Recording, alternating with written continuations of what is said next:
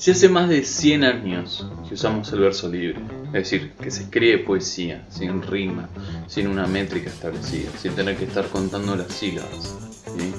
Entras en Instagram, te encontrás está lleno de poemas, sobre todo en Instagram, dentro de las redes sociales. En internet hay un montón, pero sobre todo en Instagram, ¿sí? Digo, para tener algo palpable, real, entras. Está lleno de poesía, ¿sí? Hay un montón de gente escribiendo poesía por Instagram. Mejor, peor, eso queda al criterio de cada persona, pero está lleno, ¿sí? Entonces, ¿por qué hoy día en las escuelas, en las universidades, se sigue enseñando la poesía con rima y con métrica como si fuera la poesía, ¿sí? No estoy diciendo que no se lo enseñe, pero ¿por qué se lo enseña como la poesía? ¿Qué hace que después de 100 años, de más de 100 años de estar usando verso libre, todavía hablemos de la poesía como la rima, como la métrica, como si el siglo de oro español? Y no es exageración, ¿eh? He llegado a tener una clase de teoría literaria en la facultad, una profesora explicando que un autor de la década del 70 escribía poesía que no era ni con rima ni con métrica, ¿sí? Es decir, después de más de 100 años hablando de por qué el autor no usa ni rima ni métrica y que explicaba que es una poesía. ¿Por qué? Bueno, quédate y te lo contamos.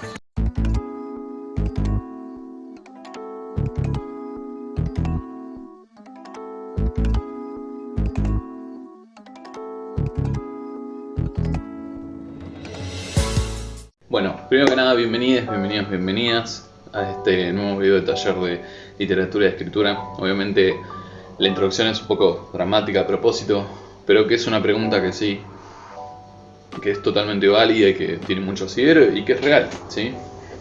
¿Por qué seguimos hablando de la poesía con rima y de la poesía con métrica cuando hoy todo es verso libre?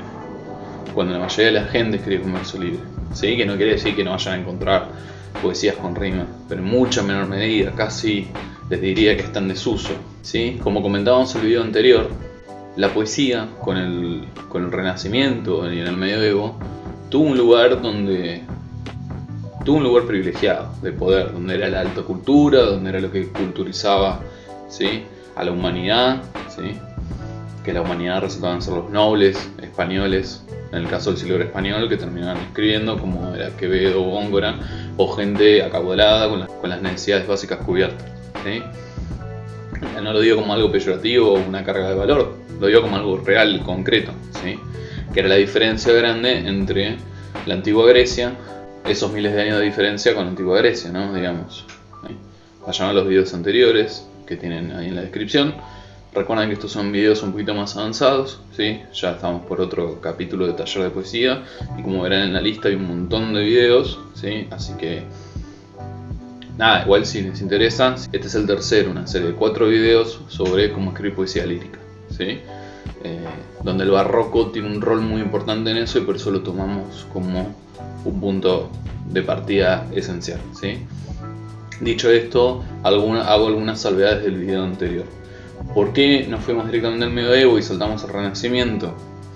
Bueno, por esto que les comentaba, en alguna medida toman parte el Renacimiento, arranca en el Medioevo, con lo cual está medio metido ahí. ¿Sí? Lo que había eran odas, elegías, ¿sí? Más poemas que toman formas prestadas, que no quiere decir que no es poesía, pero es para otro video, ¿sí? Sobre poesía medieval. Cambia acá, lo que nos interesa es el lirismo y cómo ese lirismo influye hoy día, ¿sí?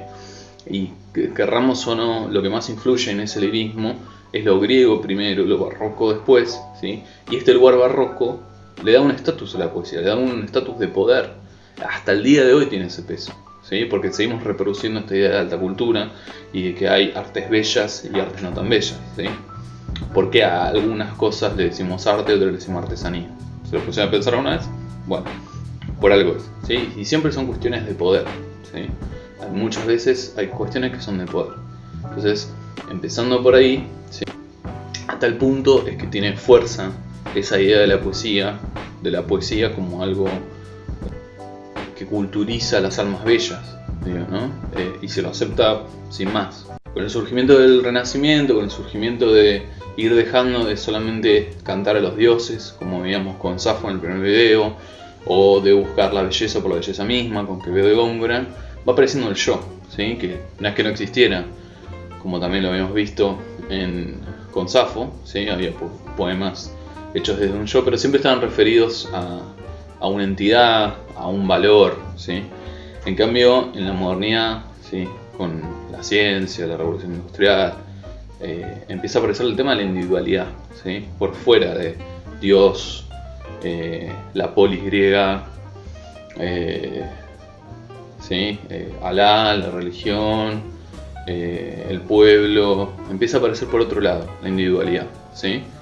Entonces, como empieza a aparecer la individualidad, empieza a aparecer lo que a mí me pasa, ¿sí? Lo que yo digo, lo que yo tengo para decir también, ¿sí? Y eso es muy importante porque eso va a ser, de alguna manera, uno de los puntos por los que surge el verso libre también. La necesidad de romper con lo musical, de eso que vimos, ¿sí? De que, antes que nada, la poesía es un canto sonoro, ¿sí? Y surge esto que se llama el verso libre, ¿sí? Que, por ejemplo, poetas como Gabriel Niño decía que era un contrasentido, porque el verso siempre era medido, siempre era cantado, ¿sí? Entonces, ¿libre de qué?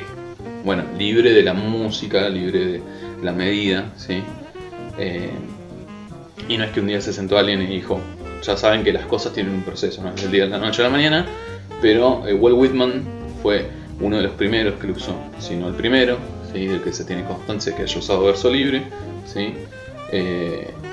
Con versos muy muy largos que rompían con toda la forma de esta cosa medida, ¿no? De esta cosa limitada a una cierta cantidad de sílabas que tenían que seguir unas ciertas reglas, etcétera, etcétera, ¿sí?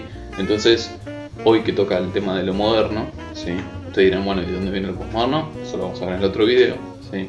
Tiene que ver con eso. Para eso también les recomiendo que vean el video de prosa en verso y verso en prosa, y de prosa poética, ¿sí? O de prosa narrativa también, porque es algo que también surge de acá, ¿sí? Va a surgir con Baudelaire y con el simbolismo y con un montón de otra gente, Rimbaud, ¿sí? Va a surgir también esta idea de romper lo musical, la poesía, ¿sí? De poder hacernos cargos de que yo me haga cargo de lo que estoy diciendo, ¿sí? De decir lo que necesito decir, de que haya una puesta en valor, una declaración moral, no moral en el sentido de valores sociales, sino de lo que me pasa, ¿sí? En ese sentido moral, de lo que a mí me pasa, de lo que al sujeto le pasa, ¿sí? Y eso lo pueden ver, por ejemplo, en este poema de Whitman. Oh yo, vida, todas estas cuestiones me asaltan, el desfile interminable de los desleales, de ciudades llenas de necios, de mí mismo, que me reprocho siempre, pues, ¿quién es más necio que yo, ni más desleal? De los ojos que en vano ansían la luz, de los objetos despreciables, de la lucha siempre renovada, de los malos resultados de todo, de las multitudes, afanosas y sórdidas que me rodean, de los años vacíos e inútiles de los demás, yo entrelazado con los demás, la pregunta, oh mi yo, la triste pregunta que vuelve, ¿qué hay de bueno en todo esto? Y la respuesta, que estás aquí, que existen la vida y la identidad, que prosigue el poderoso drama y que quizás tú contribuyes a él con tu rima. ¿Sí? Ven, bueno, acá hay algunos juegos donde la rima ya está rota, ¿sí? Entre el segundo verso y el quinto se repite desleal, ¿sí? No hay un vínculo tan puntual entre la rima, ¿sí? La rima ya está rota. Hay juegos que después, por ejemplo, va a usar el modernismo como el que hacen de los malos resultados de todas las multitudes y abajo afanosas, o sea, multitudes afanosas, y lo arranca con mayúscula, ¿sí?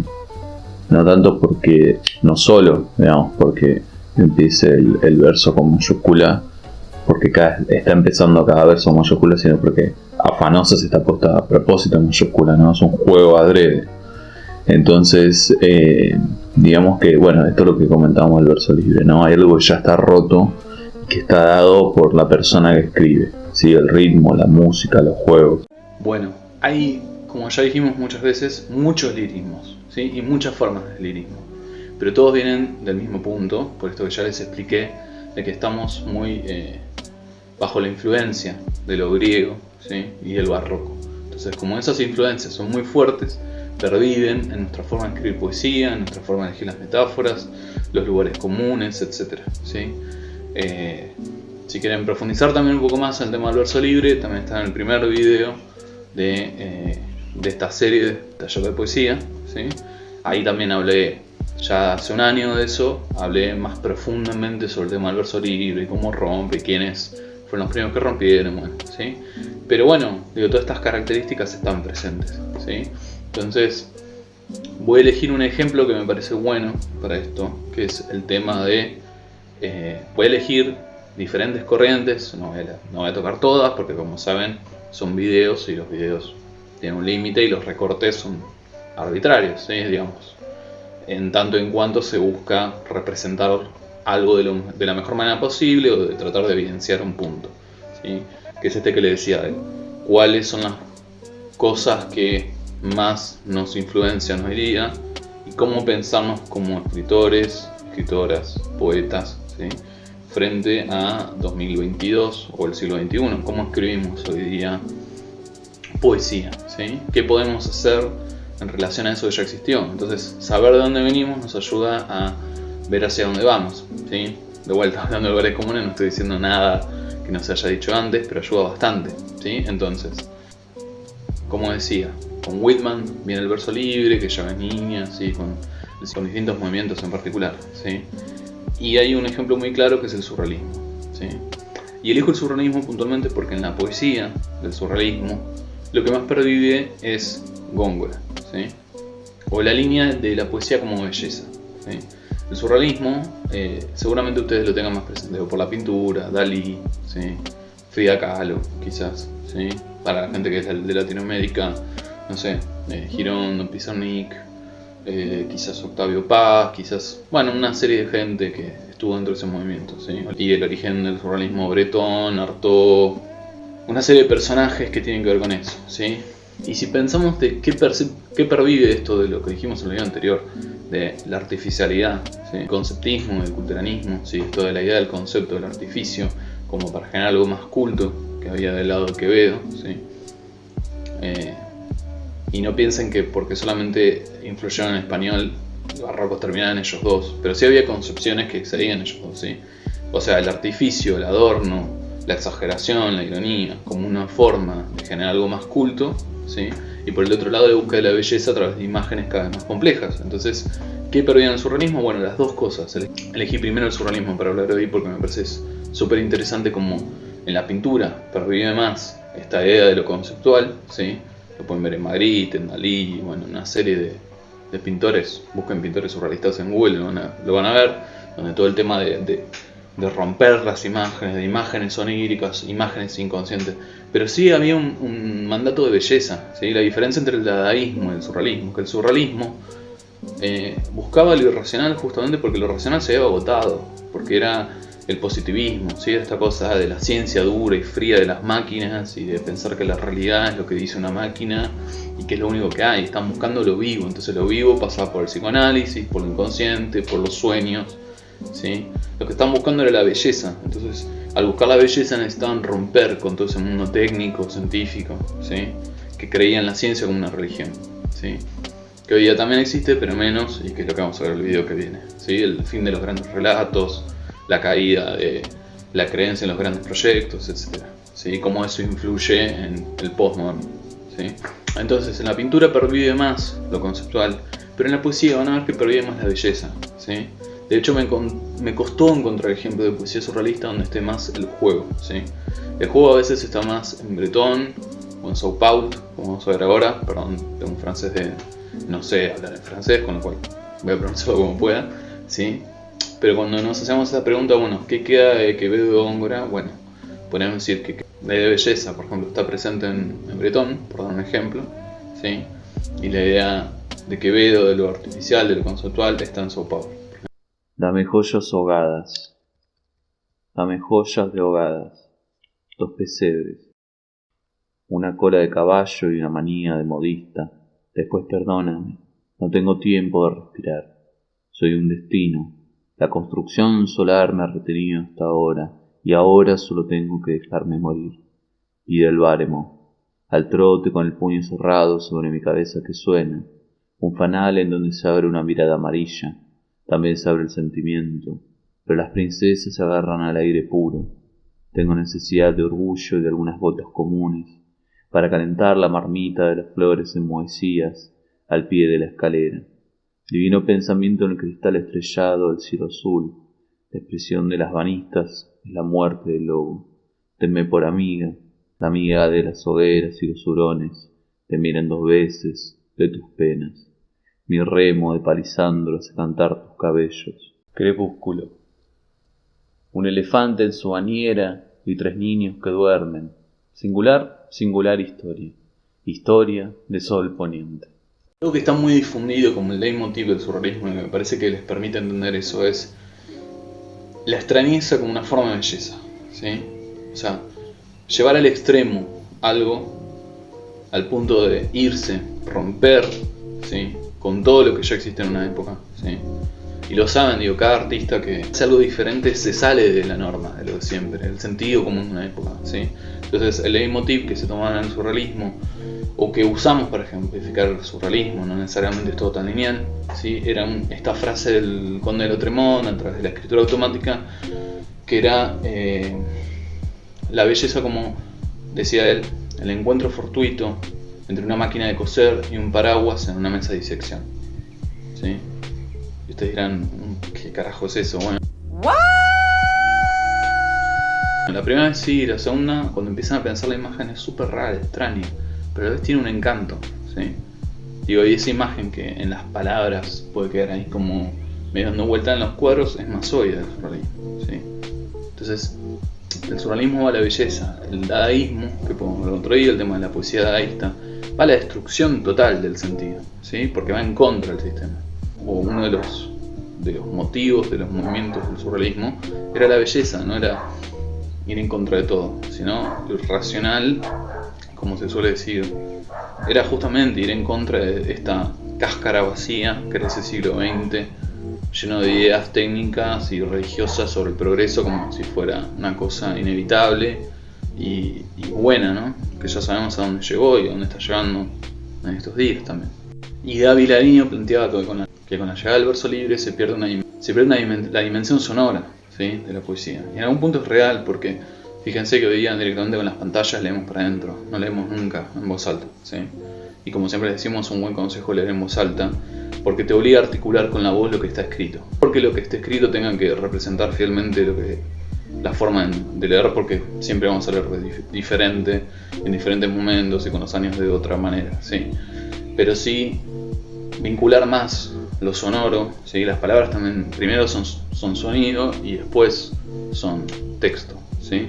Primero viene el oral y después viene lo escrito, ¿sí? Entonces es muy interesante pensar eso. Entonces yo, más que decir que está perdido, como dice Lariño, diría que lo sonoro está sublimado.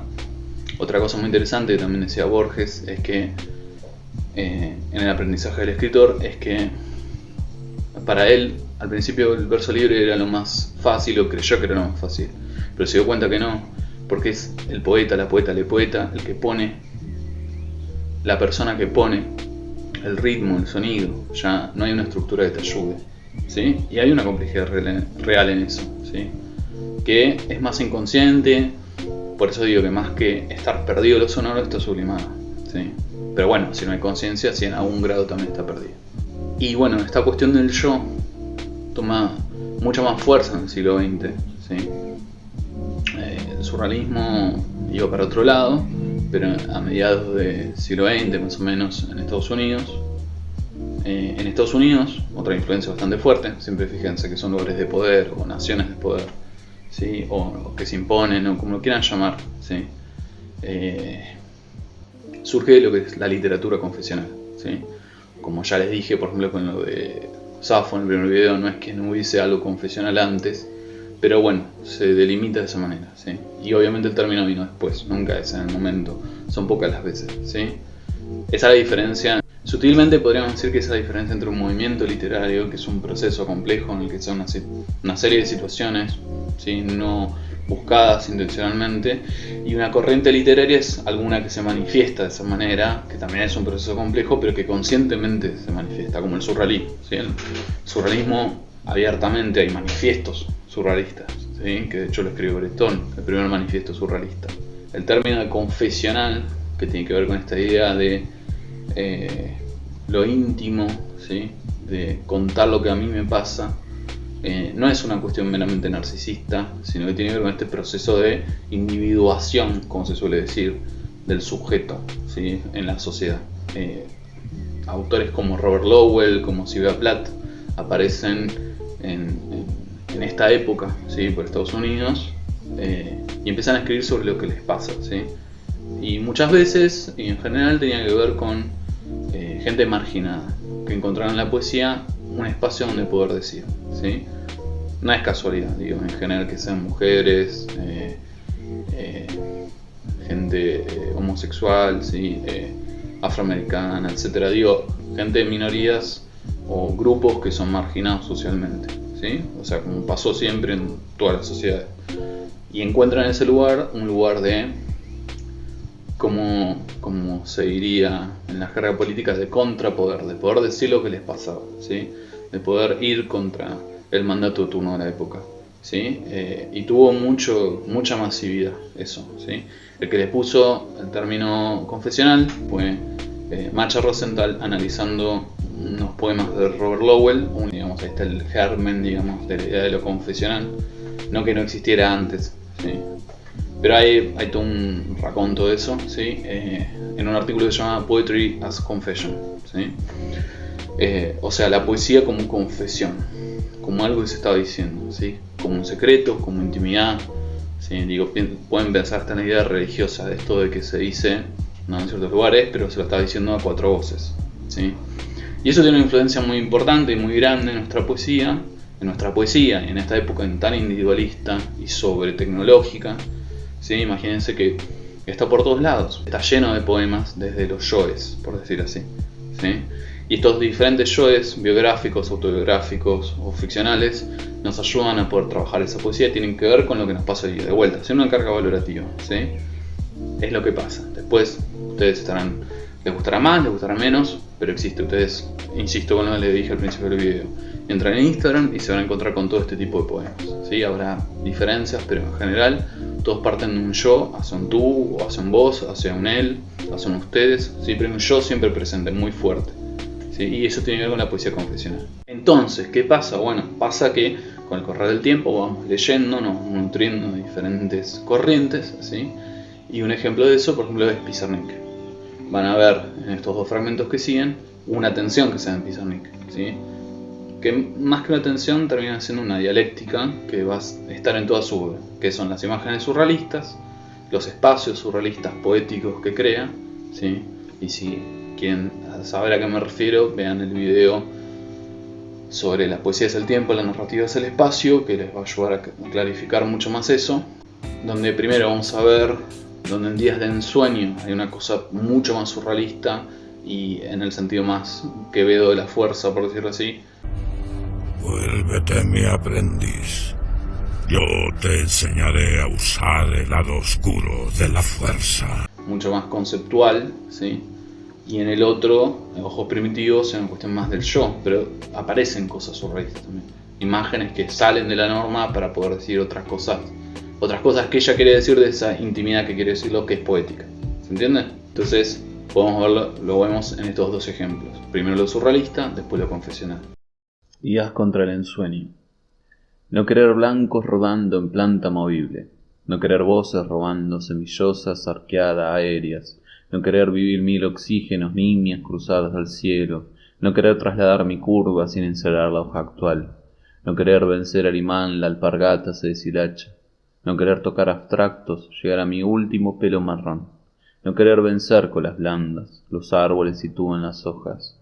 No querer traer sin caos portátiles vocablos. Ojos primitivos. En donde el miedo no cuenta cuentos y poemas, no forma figuras de terror y de gloria. Vacío gris es mi nombre, mi pronombre. Conozco la gama de los miedos y sé comenzar a cantar despacito en el desfiladero que reconduce hacia mi desconocida que soy, mi migrante de sí. Escribo contra el miedo, contra el viento con garras que se aloja en mi respiración. Y cuando por la mañana temes encontrarte muerta y que no haya más imágenes, el silencio de la comprensión, el silencio del mero estar.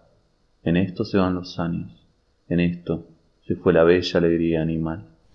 Bueno, para profundizar en los confesionales, les voy a dejar un artículo en la descripción que escribí que se llama Literatura Confesional. ¿Sí? En general no habla solo de poesía, sino también de narrativa, que pueden encontrar en nuestra web, está ahí la dirección, para profundizar un poco más en la temática. ¿Sí? Y ustedes dirán, bueno, y después de todo esto que te escuché decir, ¿a mí de qué me sirve? Lo mismo en los otros videos. ¿Sí? Conocer, familiarizarse con qué cosas andan dando vueltas. ¿Sí? Entonces cuando entren en Instagram la próxima vez van a mirar diferentes esos poemas. ¿Sí? Entonces busquen, la pueden googlear siempre, googlear funciona, porque lo lindo de internet de esta época es que todo sale muy rápido. ¿Sí? Así como se vacía el contenido, también nos ayuda a que se sature el contenido o la información, entonces podemos encontrar todo más rápido también.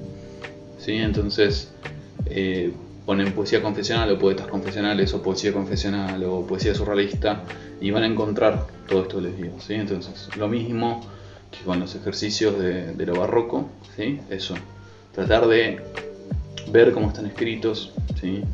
Ahora cada vez van a ver que a medida van pasando los videos todo esto está más cercano. ¿Sí? Entonces bueno, ¿qué me pasa a mí? ¿Sí? La diferencia es que todos estos lirismos no existen dentro de todo este mundo digital en el que convivimos. ¿Sí? Entonces, la próxima vamos a ver cómo lo digital interviene en todo ese mundo. ¿Sí? Todo lo digital, la caída de la Unión Soviética, ¿sí? Cómo esta idea de grandes progresos se va desvaneciendo, entonces lo que aparece es el desencanto, ¿sí? Y aparecen otras cosas, aparece otra idea de hablar más de lo cotidiano de vuelta desde el lirismo, ¿sí? Y se mezcla, se mezcla lo confesional con lo barroco con lo surrealista, entonces aparece el neobarroco, el neosurrealismo, etc. ¿Sí? Vamos a ir viendo algunas cositas de como de las principales corrientes que surgen desde el 80 más o menos en adelante hasta hoy día, ¿sí? En el próximo video van a poder viendo todo eso, ¿sí? Pero bueno, les puse estos poemas de ejemplo, estas lecturas también para que vean, ¿sí?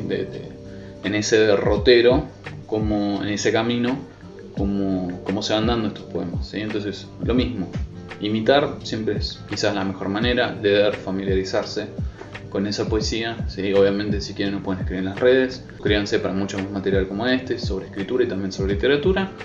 Espero que tengan un buen día y nos vemos en el próximo y último video de esta serie de cómo escribir poesía lírica.